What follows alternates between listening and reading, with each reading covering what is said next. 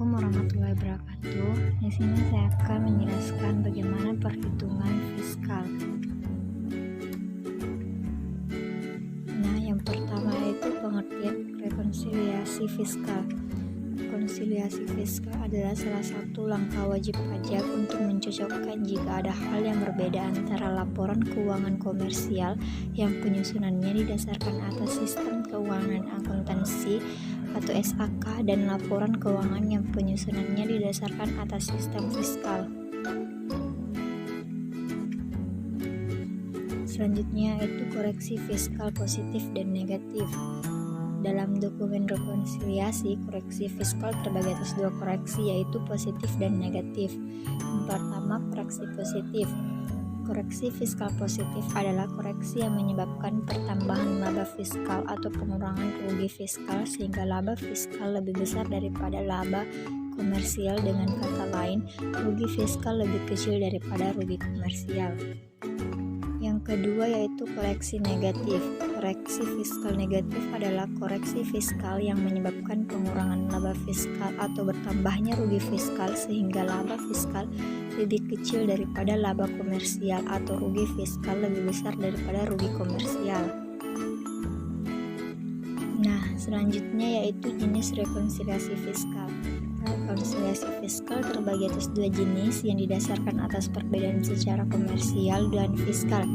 Yang pertama itu rekonsiliasi beda tetap. Rekonsiliasi beda tetap ini diakibatkan oleh transaksi yang diakui wajib pajak sebagai pendapatan atau biaya sesuai dengan standar akuntansi keuangan. Rekonsiliasi beda tetap membedakan antara laba kena pajak dengan laba akuntansi sebelum pajak yang muncul karena transaksi yang mengacu pada undang-undang perpajakan tidak terhapus dengan sendirinya pada periode lain. Yang kedua yaitu rekonsiliasi beda waktu. Rekonsiliasi beda waktu ini disebabkan oleh bedanya waktu antara sistem akuntansi dan sistem perpajakan. Jadi transaksi yang menurut akuntansi komersial dan pajak sama, tetapi perbedaan terletak pada waktu alokasi biaya.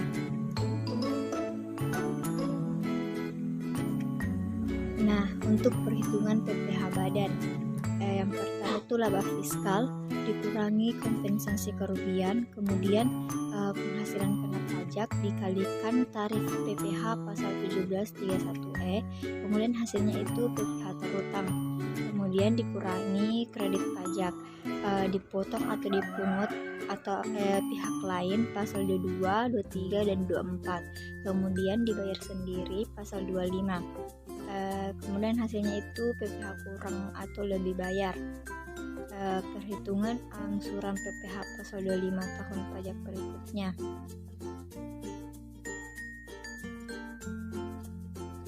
Selanjutnya itu bagaimana sih kompensasi kerugian?